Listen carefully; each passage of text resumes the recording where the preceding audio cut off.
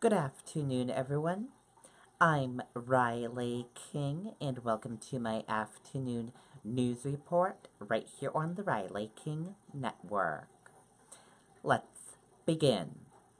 The Kentucky Derby's rich history of diversity. Many know the Kentucky Derby as an over the top horse race held in the spring, where in between sips of mint juleps, people dressed in huge hats and pressed outfits cheer as race horses run around a dirt track. But the Derby, which is the oldest continuous sporting event in America, is steeped in diverse history and tradition that runs deeper than fancy hardware, expensive beats, and boozy drinks. The first Kentucky Derby was held on May 17th, 1875 at Churchill Downs, a thoroughbred racetrack in Louisville, Kentucky.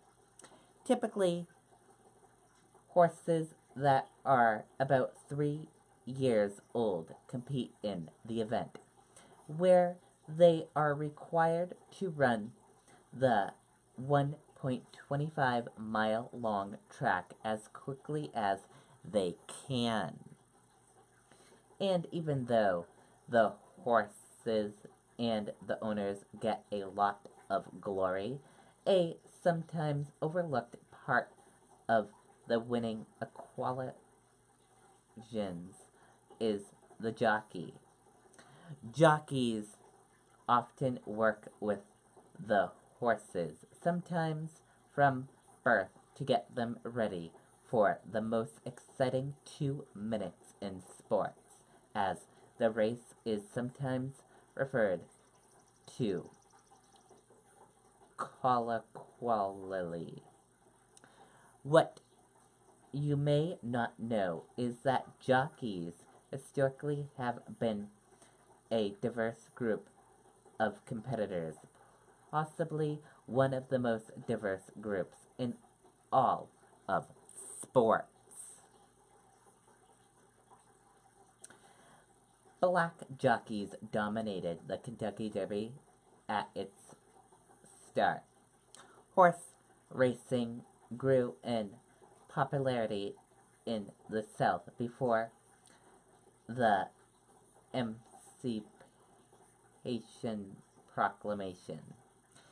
Slaves often maintained the horses' stable and worked with the thoroughbred, which made them the best people to keep the horse calm before, during, and after races.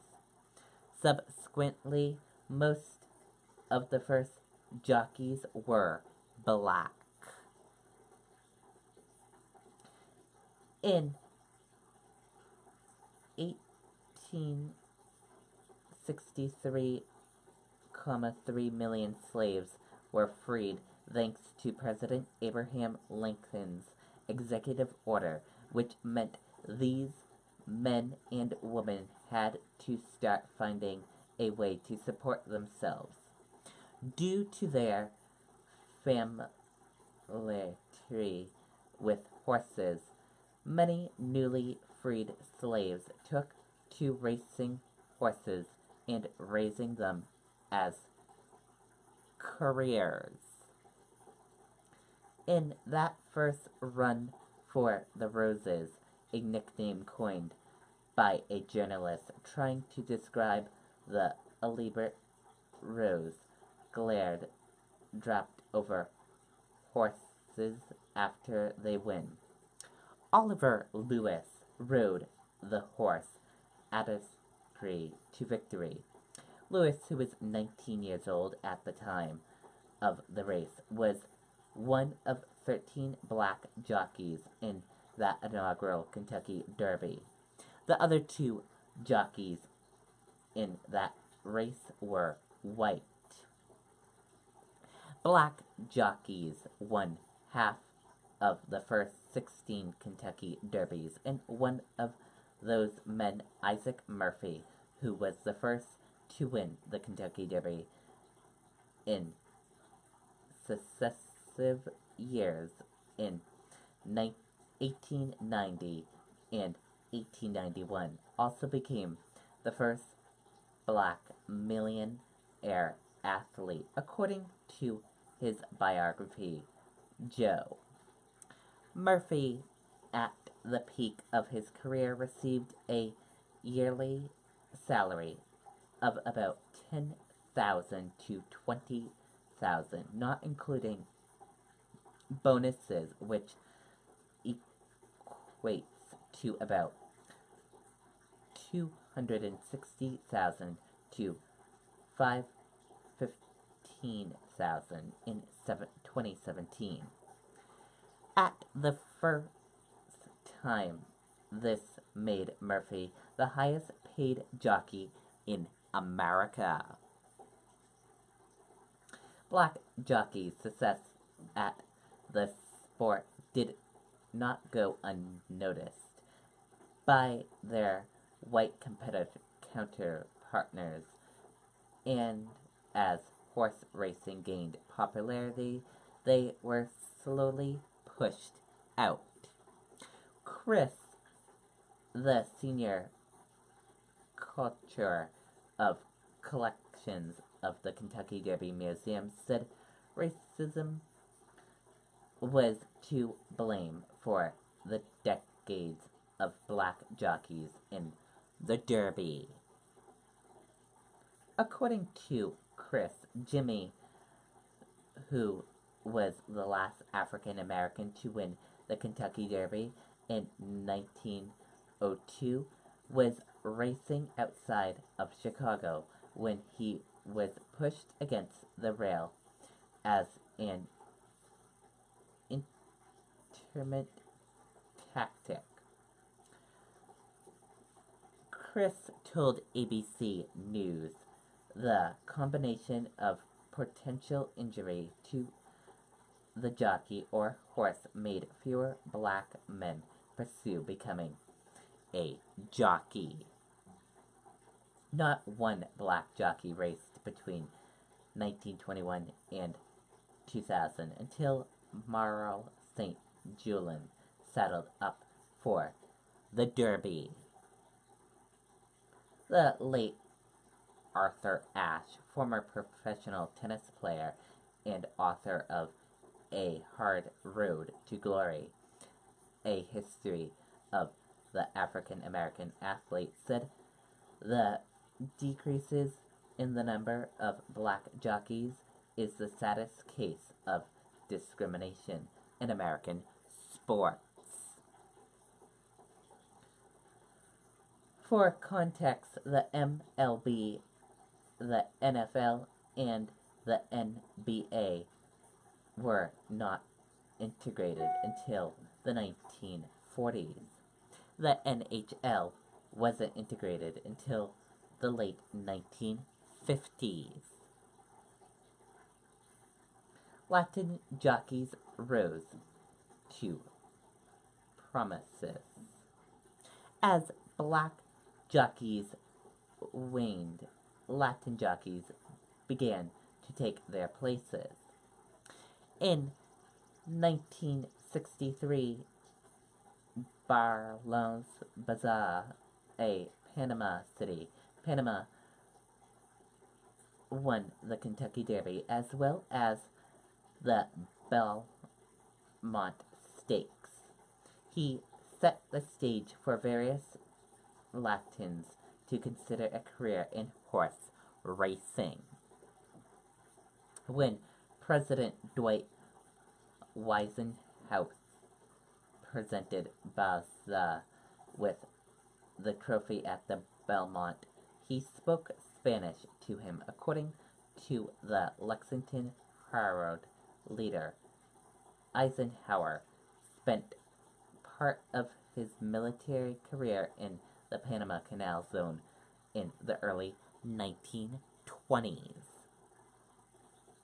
since Bosnia, when more Latin jockeys were inspired to become professional jockeys in America. In fact, Ivy winning jockey since 2011 has been Latin John from Puerto Rico, Mario in Mexico, Joel in Dominican Republic, and Victor in Mexico, and Gazar and Espia have both won twice in 2011. In the 2017 Kentucky Derby lineup, nearly half the jockeys are Latin. 4 are from Europe, 1 is from Jamaica, and the remaining 7 were born in the U.S. Goodelatte said the infrastructure in Latin American countries lends itself to yielding a great deal of elite jockeys. For comprehension, there is only one professional jockey school in the U.S., the North American Racing Academy. Female jockeys have raced alongside men in the Kentucky Derby for decades. The first female to ride a horse in the Derby was Diane Crump in 1970. Many women had raced alongside men before then, but it took a lawsuit in the late 1960s to allow women to become licensed jockeys to raise the number of females in the sport. Since then, there have been a total of 6 women who rode in the Kentucky Derby: Diane, Patty, Andrea, Julie, and Rosemary, and Rose. As of 2017, no female jockey has ever won the Kentucky Derby, but in 2013, Napovnik placed 5th, the highest place of any female jockey in the Kentucky Derby history. However, women are at distant disadvantage because of their body fat composition, which is typically higher than a man's, according to the North American Racing Academy.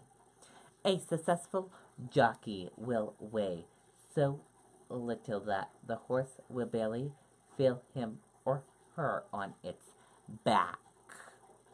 The North American Racing Academy prefers riders weight less than 112 pounds.